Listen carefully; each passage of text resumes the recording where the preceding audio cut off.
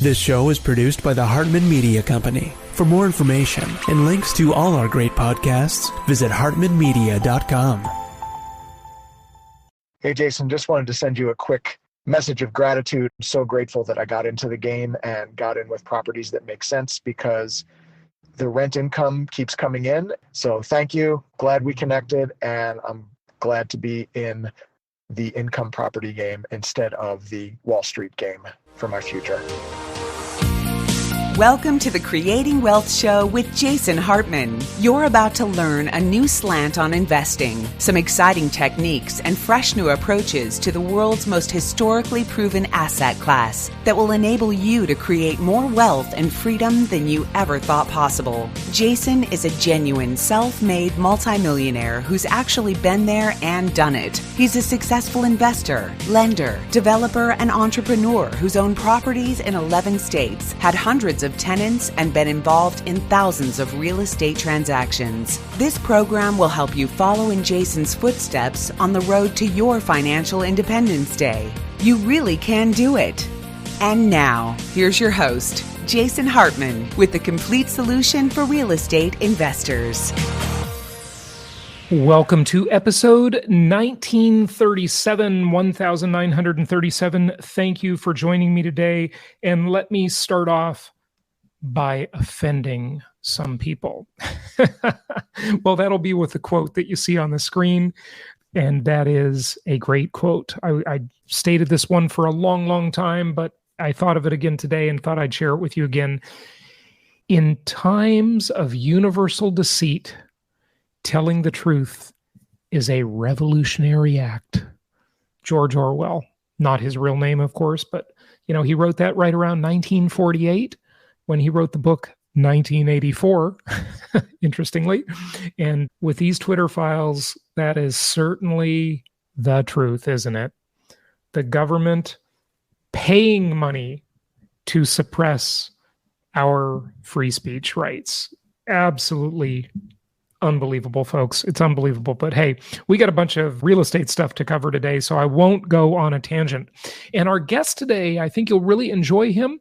This is Paul Craig Roberts. He's going to talk about America's relationship with Russia and China, what it means for all of us around the world, what it means for the economy, what it means for how we should invest and how we should think about the geopolitical situation. So he'll be here in a few minutes. And before we get to that, let's talk about the housing market for a moment here. Now, here are some recent stats from our friends at Altos.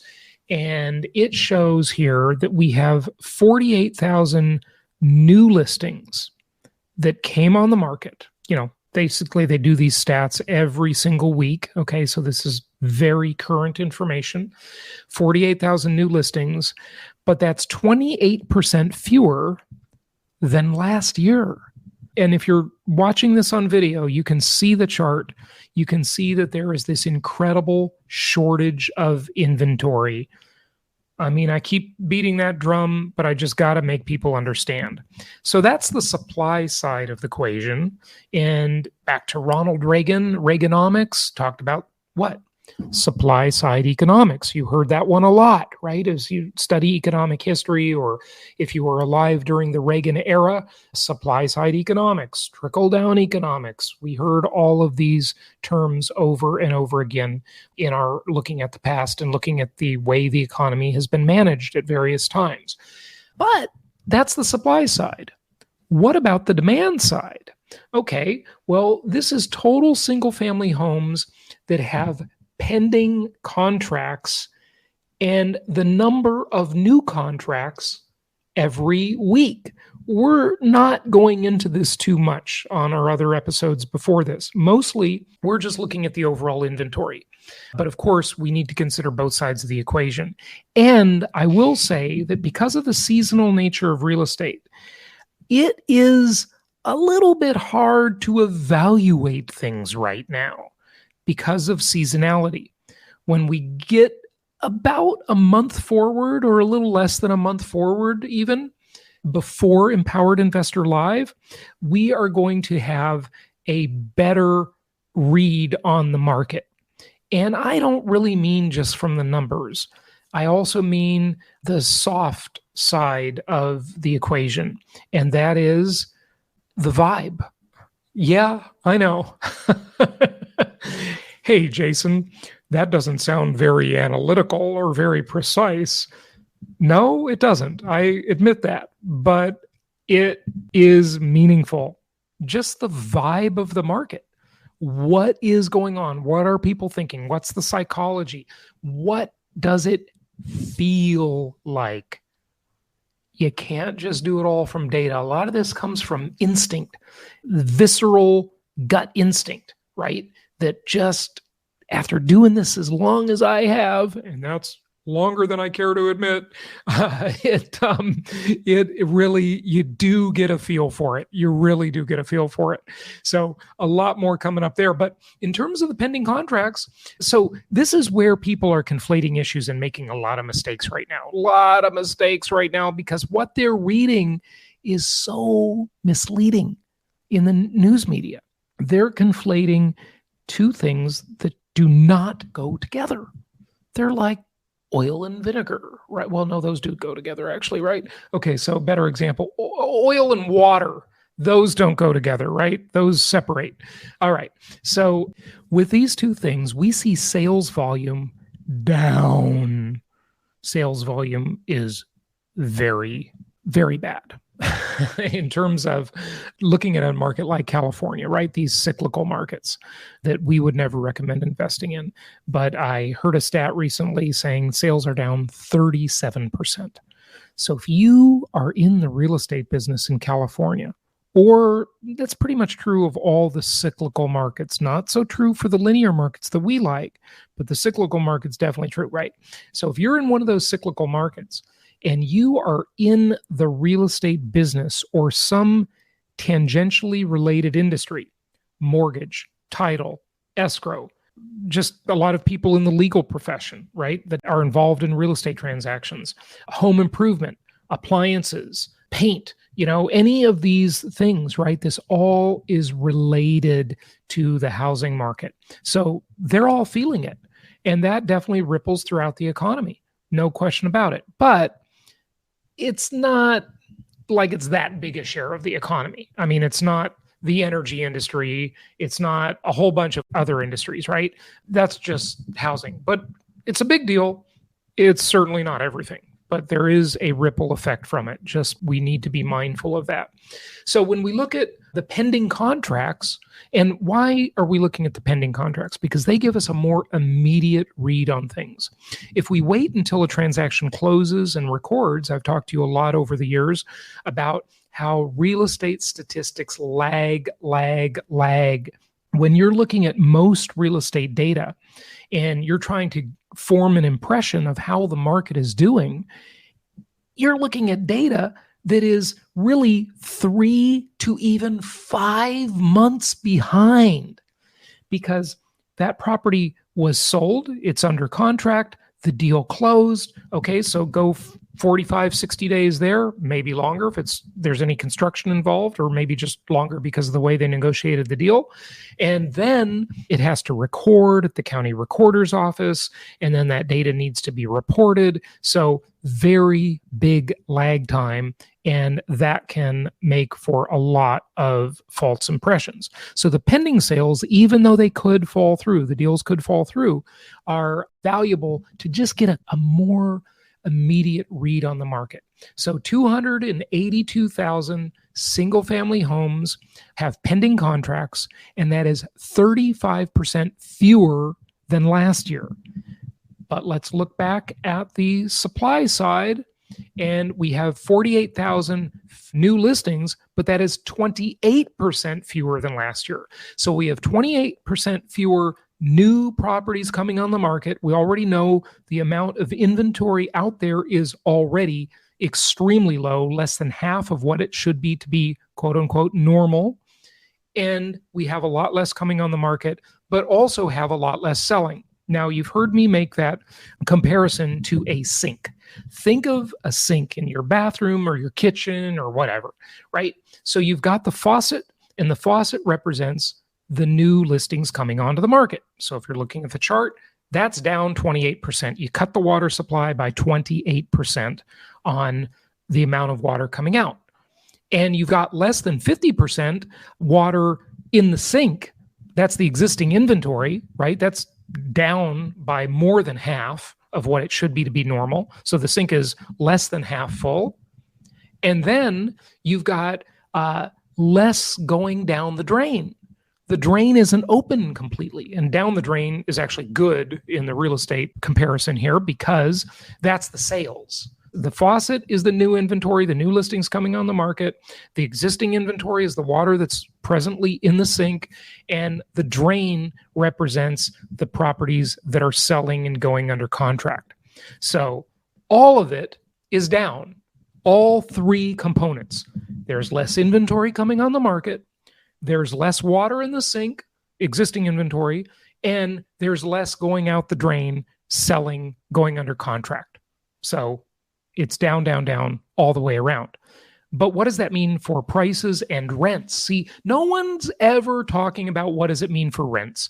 They're all talking about what it means for prices. But real investors don't invest for price. That's just a bonus. They invest for cash flow, for rent, for yield. That's investing. Price, I don't even want to say investing because it's not investing. It's buying for price and speculating, which is the proper word. It's a speculation that it'll go up in value. That's not investing. Okay, so we all know that. I've gone over it a million times. All right, so that's the latest on the market. Let's move on. So it is an amazing time to be alive. Now, that was a quote I used to say all the time.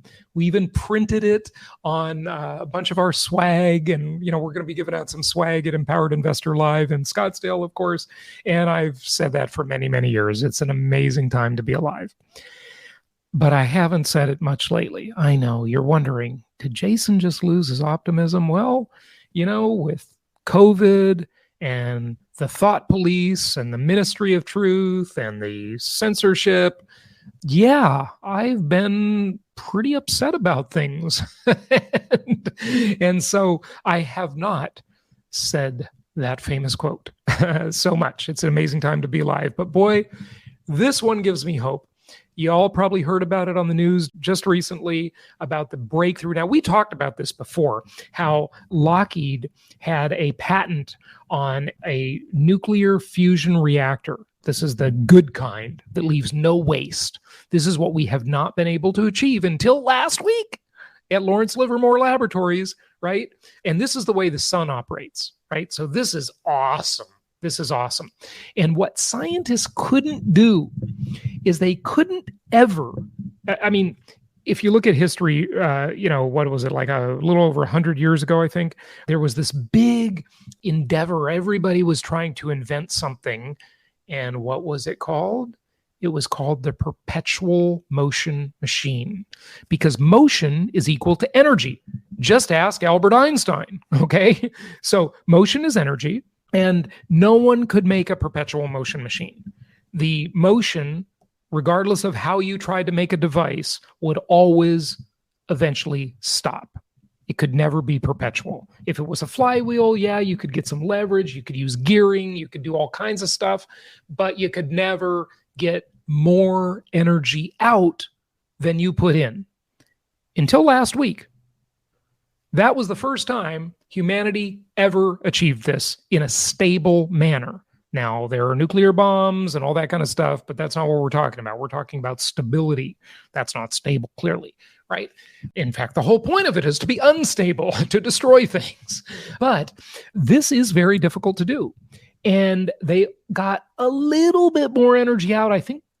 Forgive me, I just can't remember. I read a bunch of articles about this, and now I don't have them in front of me. But I think they got like a couple % more energy out of the controlled fusion reactor than they put in. And this is an amazing accomplishment. If you can get more out than you put in, that is incredible. It's like being an over-entitled person. You expect more out of the world than you're putting into the world, right? You think the world owes you a living, right? And sadly, we have too many of those people in the world nowadays. present company excluded, of course, because everybody who listens to the show is a winner. But we all know that's not most of the world, unfortunately. So I just wanted to share this because this is just an awesome, awesome, awesome thing. Now, Lockheed thinks that they can do this on the bed of a pickup truck, a really small reactor like this that would be portable. Can you imagine having unlimited, portable, waste-free, no nuclear waste energy available to power the planet and the solar system and space exploration and who knows what? This would be absolutely incredible. And folks, some are saying this is going to happen really quickly. It'll be developed really fast. Others are saying, it's going to be a while. Don't get your hopes up. So we'll see what happens. But this is a huge, huge breakthrough. So let's give all of our scientists a big, big hand for that. Yes, science is so critically important. And sadly, our society does not revere science, right? And I don't mean this in the political environment. I don't mean with these vaccine arguments. I don't mean with the global warming, climate change arguments, trust the science. But that's, your version of science, right? I don't mean it like that. I mean that why is it we revere idiotic movie stars and singers and, rock stars and celebrities that maybe they've got some talent, or maybe they just kind of got discovered and got lucky, because we all know talent does not always win the game. Okay. We seriously know that. Just ask the Kardashians. Okay. that, show me the big talent here. Where's Paris Hilton's big talent? She's famous for being famous, right? That's not talent, folks. Okay. So anyway, we'll move on, but this is amazing. We should revere the scientists. We don't even know their names. Right? It's just amazing how upside down the world is, right? Yeah, it really is. Okay, let's talk about Wall Street for just a moment. I got to get some of this stuff out because I accumulate these things so quickly and I want to share them with you. And there's just so much stuff I haven't shared. I'm going to start doing a whole bunch more just impromptu live streams on the YouTube channel because there's just so much stuff I always want to share with you. And just can't get it out on, the 3 shows a week that we do on the podcast and the 2 videos a week we generally publish on the YouTube channel. Okay, but this is the average pay on Wall Street. And I don't want you to feel sorry for the Wall Street people. I want you to be upset because this is commandment number 3, right? Thou shalt maintain control. Be a direct investor. When you're not a direct investor, someone is skimming all the cream off the top of the deal. And just look at this, right? Average compensation for securities industry workers in New York City. Okay, in 2020, it was $439,000, just rounding here, $439,000. And in 2021, just a year later, that the same job, the job didn't change. It went up to $517,000. This is ridiculous. Some of these people earning this money are kids. They're in their 20s. They don't have experience in financial tools and handling people's accounts and so forth. Now, these are all sorts of different Wall Street jobs, obviously. But this is what you're paying for, folks. You're paying the fees when you trade the stock. You're paying the investment banks. This doesn't even mention the graft and corruption of the people running the companies, the CEOs, the boards of directors that are just getting tons of money out of your investment. That's coming from you. You are paying for this because you are not a direct investor. You are an indirect investor, and someone else is costing you money either by their crookery, their incompetence, or just the giant fees they skim off the top of the deal. That's what you're paying for, folks. All right. One more thing, then we'll get to our guest. I just got to mention this thing because I saw this article about California. And since I spent the vast majority of my life in the Socialist Republic of California, I thought it was interesting. It says, "So long, California, ? Major county to study secession." Okay, so This is San Bernardino, the Inland Empire in Southern California. I know it well. Okay, I lived in Orange County in Los Angeles, and that was just inland of us, right? But this sends a message, the article says. And it talks about how, in over 170 years that California has existed, right? There have been various movements for people, or not people, but counties. Well, I guess the people leave with them, right? To leave. And San Bernardino County has 2.2 million people, and they want to leave.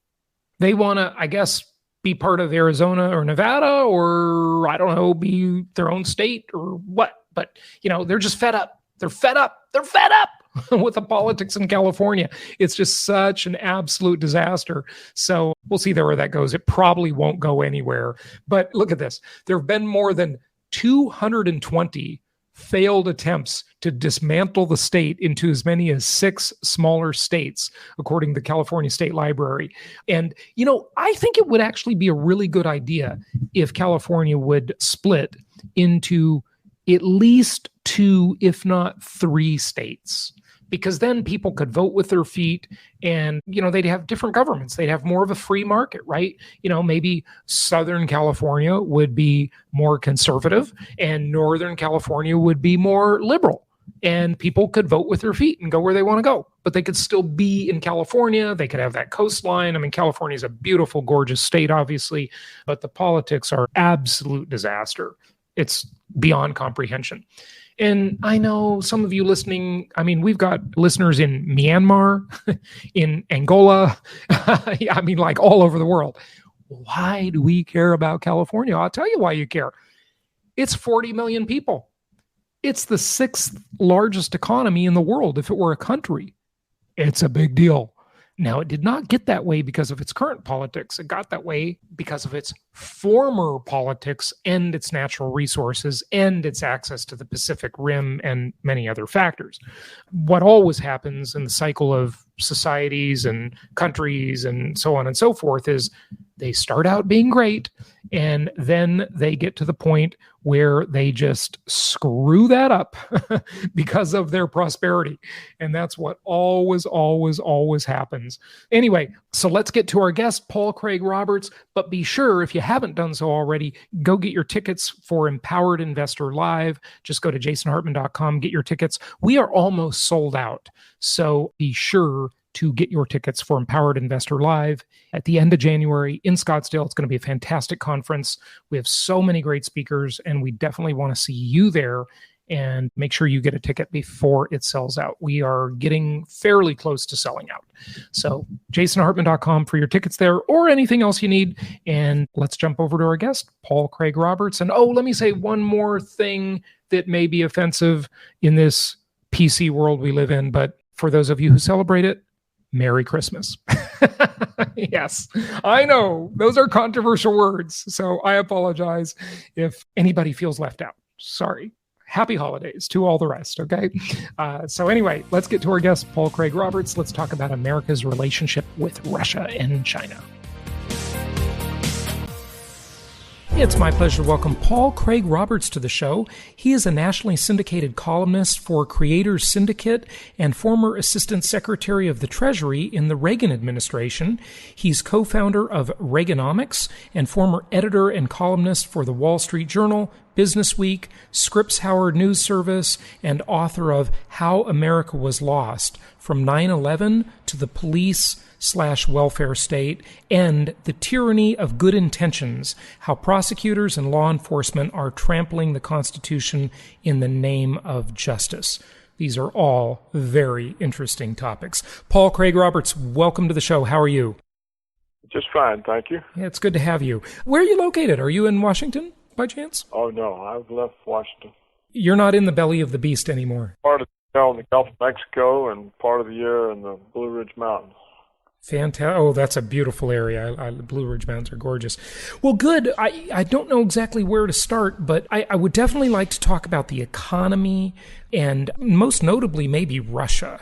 You know, there's a lot of talk about the ruble collapsing, how Russians are trying to soak up dollars and run toward the safety of the currency, our currency, which is not exactly well managed, but maybe in comparison it is. I don't know. What are your thoughts? Well, the ruble is not collapsing. It's being driven down by the United States as part of actually it's an act of war. Actually, the ruble is driven down by short selling, and it's not clear whether it's the Fed and the Treasury or whether it's the big hedge funds or all of them. But compared to the dollar, the ruble is in good shape because unlike the United States, which has a massive trade deficit, the Russians have a trade surplus. And unlike the United States, which has a massive public debt, 100 or more percent of GDP, the Russian public debt is some tiny fraction of GDP, something 14, maybe 20%. And so what should be happening is the dollar should be collapsing. But economic forces are not in the picture. It's not economic forces driving down the ruble, it's short selling. It's either officially done or it's done with official blessing. How do the oil prices, the oil prices have just deflated so much. How do those play into it, though? That's got to have some real impact on Russia, right? Well, it would have more impact on the United States because the cost of producing oil in Russia is below the cost of the United States. The average cost of Russia is less than here. In fact, the biggest effect of the oil price decline is probably going to be on the fracking industry in the United States. To put them out of business, and since they have so many loans with the banks and there's so many derivatives associated with them, you're probably going to see another serious financial crisis like the one we had over the mortgage-backed, the fraudulent graded mortgage-backed security. So the most likely effect of the oil price decline will be on the United States. And because all the derivatives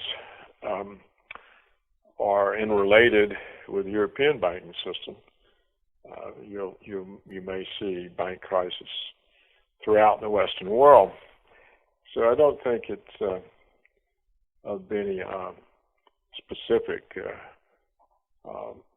attention to Russia. It's a problem that will have far more adverse effects on the United States fracking industry and all of their debt instruments and the derivatives associated with them. Well, so your view, would you agree that your view is somewhat counterintuitive, or at least counter to popular opinion nowadays? Maybe not counterintuitive, but certainly not counterintuitive.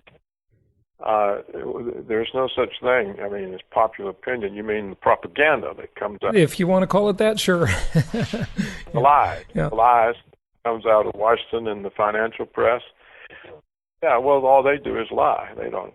They never tell the truth about anything. I don't know anything they've ever said that's been correct. I would not disagree with you for a moment there. I would definitely not disagree with you. So is it, the BRICS, several nations, in fact, are trying to trade outside of the dollar.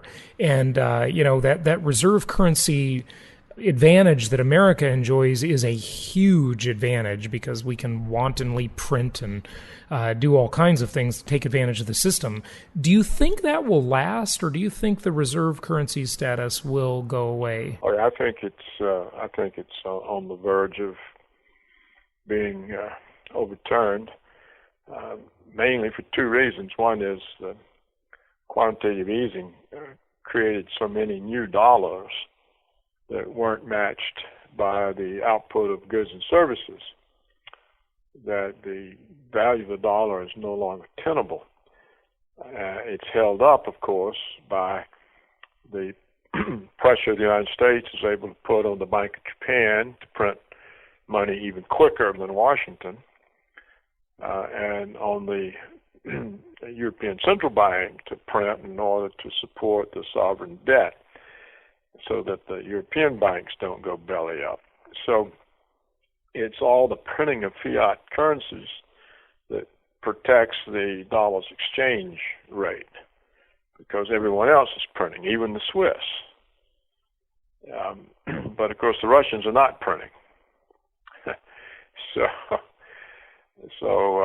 one reason we'll lose the reserve currency is the dollar is being oversupplied, and also, of course, dollar-denominated debt. You know, the amazing rapid escalation in U.S.-issued debt will also put this pressure on the dollar. Now, the second main reason is that the rest of the world has learned that the United States abuses the role of reserve currency and uses it for financial imperialism, for financial hegemony over others.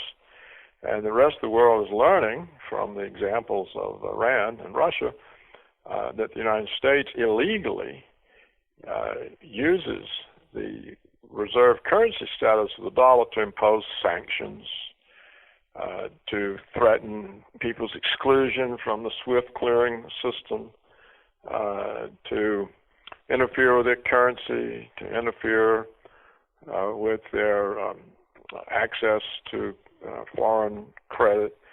And so the rest of the world is withdrawing from this system. It's not just the BRICS. It'll also, of course, South America will join that, probably most of Asia. And as these countries cease using the dollar to settle their international accounts, the demand for dollars in the currency markets drops. And so whereas the Fed can print all the money it wants in order to support bond prices, it can't print foreign currencies in order to support the dollar's price. So as these new mechanisms go into effect, for example, Russia is creating its own clearing system, so it no longer will use the SWIFT system. The BRICS are creating their own IMF and World Bank, and the transactions these countries are entering into with one another are in their own currencies. They don't use the dollar. So I think you'll see such a strong drop in the use of the dollar that it will affect the dollar's value. So that means inflation is coming, right? Where we're finally going to see the inflation we seem to deserve? We may see it from two sources. Certainly a collapse or just a fall in the dollar's exchange value will raise import prices. And since the United States is now import dependent, having offshored so much of its industry and so many of its professional service jobs, the prices of all of that will rise. And so when people go to Walmart, they'll think they walked into Neiman Marcus or something like that. So that's one source of it. Now, when the economy falls out, we will see more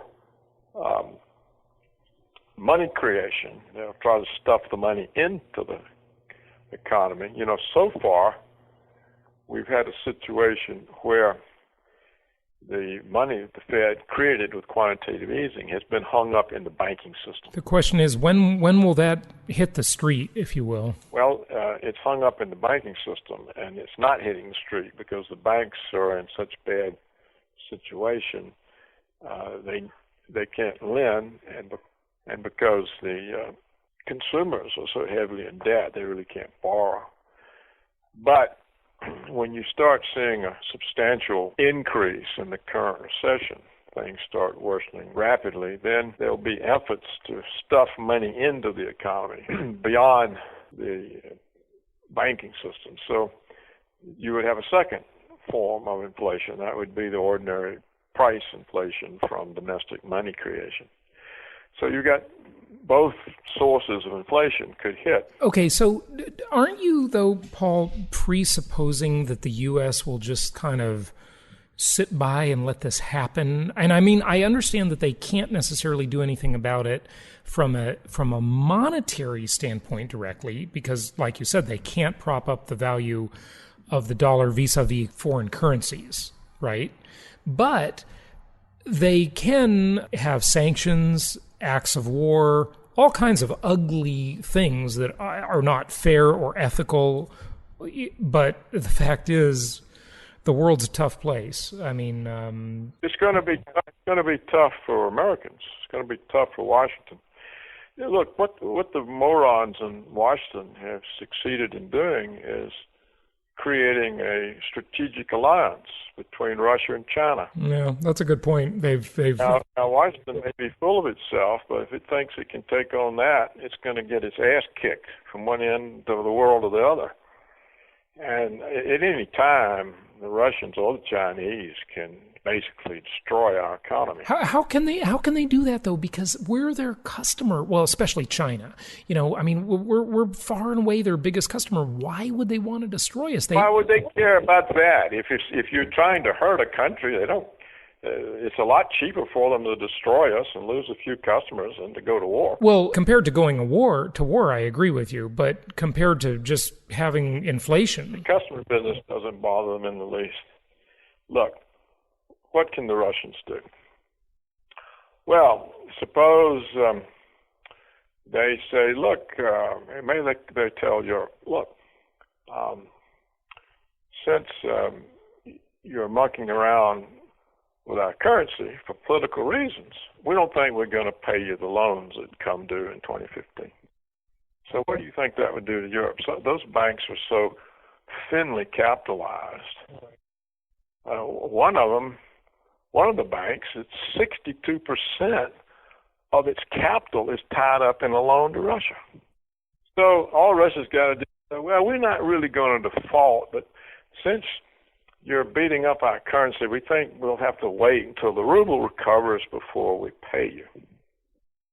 Well, the European banking system would collapse. Think about all the swaps, all the derivatives. The American. So what would that do to the U.S.? Yeah, well, that's one thing they can do. That doesn't take but a few words. They don't even have to load a gun. What else could they do? Putin can destroy NATO in 5 seconds. All he has to do is call up the Europeans and say, hey, we've decided we no longer sell natural gas to members of NATO. Then what does Europe face? Germany faces the close down of some 30 to 40% of its industry. You're talking about unemployment rates around 30, 40%, freezing people in the winter. This throughout East and West Europe. How long do you think NATO would exist? Instantly cease to exist. So, but what could the Chinese do? Well, they could simply sell all of their dollar-denominated assets. Now, it's true the Fed could print the money and step in and buy them and prevent the price of treasuries from tanking. So they could prevent the sale of the Chinese treasury position from destroying the U.S. bond market. But no, that wouldn't make any difference. But they can't stop the next step, because when the Chinese get the $1 trillion+ they dump those. The Fed has got no way to buy those dollars up. So what would happen to the dollar in the currency market? Collapse. If it collapses, the whole financial house of cards collapses. Right? Skyrocket. Every bank, all the big banks would fail. Everything would fail. It would be so the whole Western world can be destroyed in a few minutes by either of those two countries. Why don't they do it? Well, because what the United States is trying to do to them is not really hurting them that much. I don't really know what the impact of the fall in the ruble's value is on Russia. If I was Putin or the Russian central bank, I would be sitting there saying, hey, this could be a good thing, because let's hope they drive the ruble down really, really low, because we're sitting on a huge stock of dollars.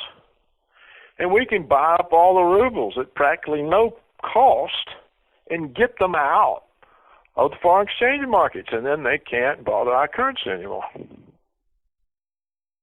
So I'm not sure that what's happening is actually hurting Russia. We get a lot of propaganda from idiots and fools and liars and propagandists who like to pretend we're so powerful and can lord it over other people. But if it's not really hurting them very much, I suspect that what Russia and China will continue to do is essentially ignore it and go on and recreate the world over, this time under their leadership. There'll be a new trade bloc, larger than the Western one, that has nothing to do with the West. And that's what's happening in front of our eyes right now. And when the Chinese foreign minister said yesterday or today that any help Russia needs, they'll get it from China, that they understand that they have a common strategic interest and a common enemy. And so China, of course, unlike the United States, has massive reserves. The United States hasn't got any unless it can borrow them from Japan or euros from the European Central Bank. And so you're faced here with a situation where the arrogant fools in Washington, wallowing in their hubris, are picking a fight with two countries that are much better positioned economically than the United States. The only source of strength the United States has is the reserve status of the dollar, because that lets the United States pay its bills by printing money. It's the main source of American power. It's a pretty good deal for the U.S., that's for sure, as long as it can keep it going. It's a big sham, but it's quite a good position to be in while you have it. But it's a house of cards, because fundamentals don't support the dollar. It's supported by these rigged mechanisms. Japan has to print dollars faster than America. The European Central Bank has to print them as fast. So does Switzerland. So does everybody else that's part of the Western system, or they aren't part of it. Being an American vassal means you support the dollar. But, of course, China and Russia and India and South American countries and much of Asia, they're not American vassals. And you see increasingly currency swap agreements made between China and even American allies like Great Britain. So I think that the Washington people, I spent 25 years there, I never met 12 intelligent people. I love it. And what they're doing, they're picking on people that can whip their butt. And it could happen. Or, as I suspect, simply Russia and China are going to turn their back on the West and create their own world economy. And it will exclude the Europeans and the Americans and the Canadians and the Australians and the Mexicans. All right. So can I chime in here for a moment? I would, and listen, just so you know, I am by no means being an apologist for the U.S., okay? I used to beat this drum about currency collapse and all of this stuff, and I still think it's possible, okay? I still think we could see, some very significant inflation. However, I just want to temper it with a few concepts. We have that reserve currency status. If Russia and China really had their own middle class base of consumers, I'd be right there with you. If Russia and China, granted, we don't want to get into military stuff, but the U.S., even if it's financed by fiat currency, still has the biggest military the world has ever known. And also, Russia and China have giant demographic problems that in the next 10 years, Russia is a dying country, quite literally. And China, with its one-child policy, 10 years from now, has got a major demographic problem starting to hit it. Whereas the U.S., granted, it's not through, birth rates of European Americans, but, we've been very receptive to immigration, and we're immigrating our way out of a demographic problem. So at least there's some young people coming in to support the older people. Granted, it's still a mess and Social Security is insolvent. I know that, but it's not as bad. I'm just making a comparison to other countries. And then the last thing I'd like to just point out is I mean, look at the innovation and the technology that might just save our rear ends. I don't know, and it's not all exclusive to America, but America is certainly it's a pretty innovative place. You got to admit that. No, it's not. No? Okay. Not at all. All right. Tell me more. When you offshore your manufacturing, you lose the ability to innovate because you're no longer in touch with the production process. You have the foggiest idea of how to innovate anything. Okay. So, and of course, the United States doesn't any longer have a middle class. Well, the middle class is diminishing. All the middle class jobs have been offshored for the last 15 years. Not just the well-paying manufacturing jobs, but all of the jobs that college graduates used to take, such as software engineering, information technology. All these are offshore. Even call centers, I mean, I agree it's diminishing, but it's still better than it is. There's no middle class there. Didn't you see the Federal Reserve report a week or two ago? They surveyed. They were trying to find out why the bottom had fallen out of first-time home buyers. So they did a survey of the 25-year-olds and 30-year-olds, and they found out that almost 50% of 25-year-olds are back home living with their parents, and 30% of 30-year-olds. Now these are people who should be well advanced in their career.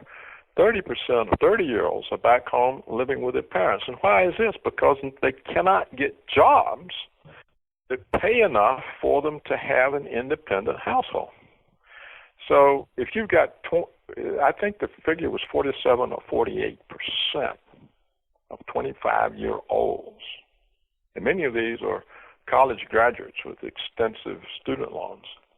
They're living at home with their parents in their childhood rooms. Mm-hmm. Yeah, it's amazing. I know it's the boomerang generation. I agree. There's no middle class. And of course, the Russian birth rate has turned around. It was down during the period of following the dissolution of the Soviet Union, when our agent Yeltsin was running the place for us, and when they had that crazy austerity policy imposed on them by the Harvard idiots, and so, but that's not there anymore. Their birth rates turned around. The Chinese, they have such a massive population. But besides, in 10 years, the dollar will not be the reserve currency. It's not going to last 10 years. It's a house of cards. We don't know what's going to come out of as I've already said, the falling price of oil has got to disrupt all the oil derivatives. All of the fracking companies who were conducting massive loans when oil was over $100 a barrel, it's now 60. How are they going to service it? They're not. And so, and all of that crappy loans are all mixed up in derivatives, just like the mortgage-backed securities. So what you're looking at, where all the economic vulnerabilities are in the United States. The vulnerabilities the United States have are mountains. They're like the Himalayas compared to the molehills in China and Russia. Right. Yeah. Very, very interesting. So do you have a prediction as to how much inflation we might see and when? Any thoughts on that? It's a very important question to investors. Well, we already have substantial inflation. It's just they don't measure it. Since I was in the Treasury, the way they measure inflation has been altered in two ways that lead to a dramatic understatement of inflation. One thing they do is if a price goes up, they simply say it's a quality improvement and don't count it. Now, in some of those cases, it actually is a quality improvement, but it's overdone. The other way they do it is if the price of something in the index goes up, they throw it out and put a cheaper thing in. It's the substitution. They say, well, consumers do that, so but it no longer measures the cost of a constant standard of living. It measures a falling standard of living. If the price of prime rib goes up and you stick in round steak, in order to avoid counting that as a price rise, then you are measuring a lower standard of living. And so, as John Williams has pointed out over and over, if you... Shadow stats, yeah. I had him on the show, yeah. Yeah, if you use the 1990 official methodology, the inflation rate's over 5% annually. If you use the 1980 official methodology, it's close to 10%. And if you talk to any one who does grocery shopping, I mean, I see it myself. Yeah, I see it too, and I agree. And I was beating the drum about how much inflation we really do have. Until about a year ago, it really did seem to subside, even with the BS, the way they measure it, weighting, substitution, hedonics. It certainly hadn't subsided in food or anything that we buy. Let's see, the last 3 years, I've been undergoing massive home improvements and repairs, really. And just watching the price of the same material over the 3 years, it's at least a third higher. At least a third higher, yeah. So when they tell you there's no inflation, see, the reason they concocted these inflation measures is so they don't have to pay cost of Social Security, cost of living increases. So they cheat the people on Social Security, and they cheat anybody else. Well, all the government employees, all the entitlements, everything, It saves the government money to lie about inflation, and it gets people reelected, too. It's quite high, actually, in terms of materials and food. And so How bad do you think it'll get? Do you think we'll see 20% inflation, worse than Carter era type stuff? Oh, it could be a hyperinflation. Which means 100% annually? What does that mean? Hyperinflation doesn't have an exact definition, so I always like to ask my guests what theirs is. Well, it's a huge range, hyperinflation, but it could certainly be much more than 20%. But when you're import dependent, as we are, you have to keep in mind, too, that more than half of our so-called imports are actually the offshored production of American firms. So when it comes back in, it counts as imports. And so unless these American firms are just going to go out of business, if the dollar drops, then the cost of their offshore production rises. Mm-hmm. So all those prices have to go up when they bring it back in. This is what I say. The time will come when people walk in Walmart and they think they've walked in Neiman Marcus because prices will be so dramatic. So if the dollar falls, then the exchange rate will cause very high inflation, and that will produce a crisis. And the Federal Reserve's likely response to the crisis will be money creation, and not the kind that just goes to the banks for their reserves, but the inflation kind. It's about the only tool they really have, unfortunately. Is to print money. So, and of course, once you get inflation, they can't control bond prices. So the interest rates explode. And the bond market will collapse. Yeah. Even though the economy is dropping. So you can have a situation, this is what people understand, you can have a situation where you have inflation and depression at the same time. We've never had that. Yep, that's the misery index times 5. Yeah. Right. Yeah, that's right. We've never had that, and economic policy has no solution for that. See, that's what people don't understand, and I'm really glad you pointed that out, because what has to give in that equation is the standard of living. The standard of living it has to decline. A lot of this wealth is illusory. It's just a smoke and mirrors illusion that we've been living maybe since 1971, possibly. I don't know. And I'm referring to the gold standard, of course. Well, actually, the real median family income is actually lower now than it was in the late 60s.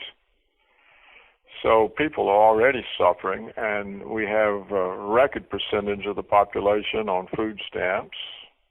We have record homelessness, and there's still a lot of home mortgages that are underwater in the sense that the house is not worth the mortgage, but people are still paying it because they got to have a place to live.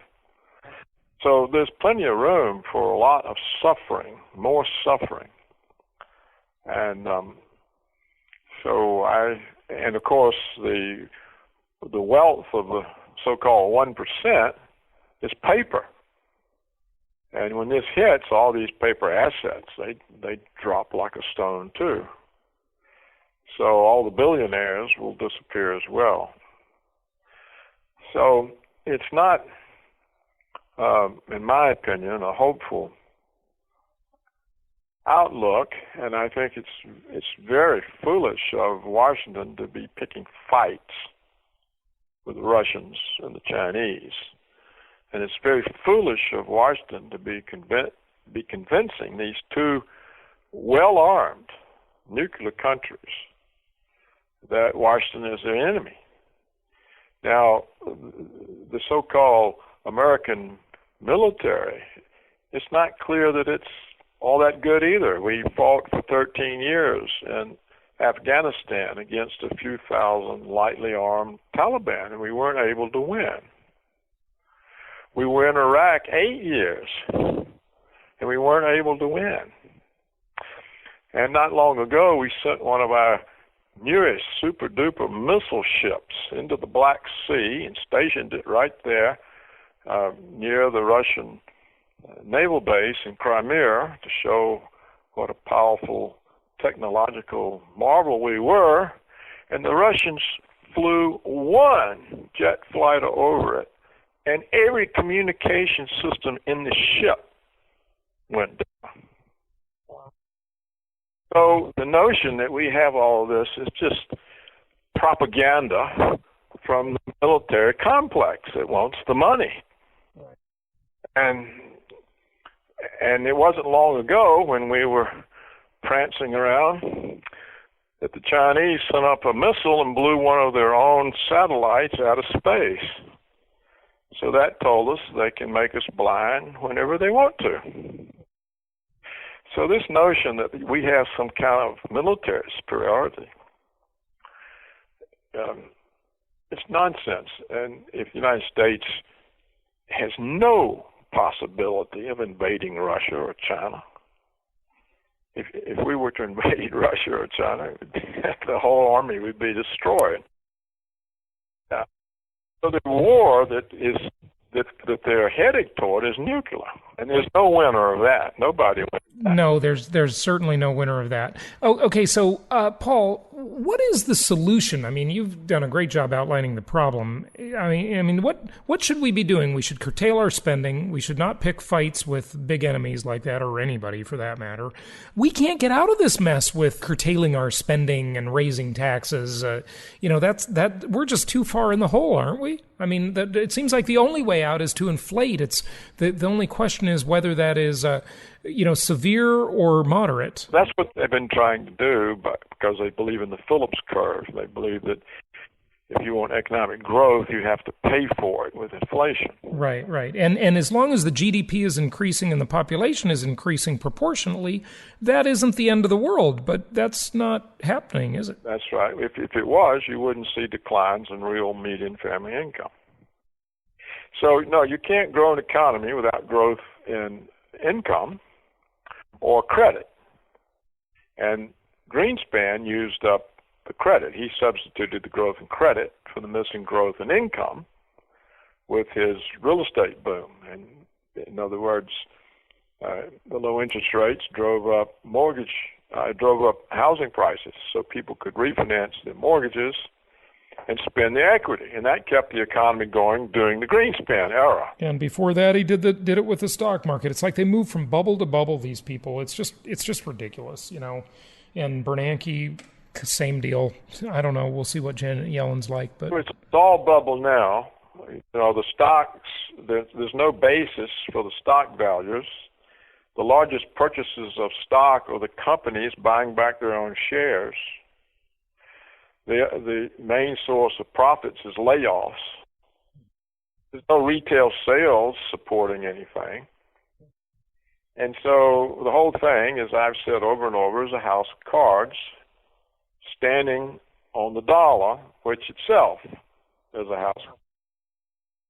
Well, I think we've covered it. Now, just because there are problems doesn't mean there are solutions. And I think we've passed solutions, and the solution is going to be some kind of collapse. And I don't think it's avoidable. It may already be starting to unwind. I mean, come back to the question, what is the state of all the fracking loans based on a $100 plus barrel of oil? What's the state of those? Who holds them? What are the derivatives drawn off on them? What are all the credit default swaps? What does this picture look like? And did they think about it when they decided to try to hurt Russia through the oil price, or hurt Russia through the ruble's exchange value? Did they think? No, they didn't. They're not smart enough to think about it. They're hubris. They're full of hubris. They're arrogant. I know them. Spent 25 years with them.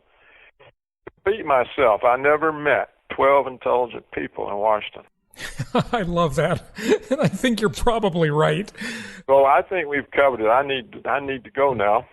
I'm sorry I don't have any solutions to give you. Of course, the best solution would be to, we don't need a $1.1 trillion military security complex. The only enemies we have are the ones we create for ourselves in order to keep the military security entitlement going.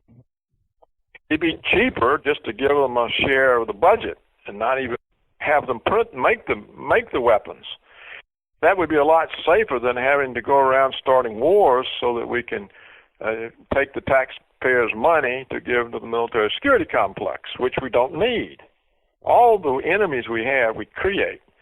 Look, we've been bombing and murdering people in 7 countries for 13 years. Now they're picking on Russia. And that's a big fight to pick, so let's hope that we don't do it. Hopefully Obama will just get busy planning his library, and he'll be on his way out soon. Yeah, but the military security complex won't be on its way. They're there all the time. All right, well, I enjoyed speaking to you. Okay, and I just want to give out your website. It's paulcraigroberts.org, paulcraigroberts.org. And Paul, thank you so much for joining us today. Appreciate it. Thank you so much for listening. Please be sure to subscribe so that you don't miss any episodes. Be sure to check out the show's specific website and our general website, hartmanmedia.com, for appropriate disclaimers and terms of service. Remember that guest opinions are their own, and if you require specific legal or tax advice or advice in any other specialized area, please consult an appropriate professional. And we also very much appreciate you reviewing the show. Please go to iTunes or Stitcher Radio or whatever platform you're using and write a review for the show. We would very much appreciate that. And be sure to make it official and subscribe so you do not miss any episodes. We look forward to seeing you on the next episode.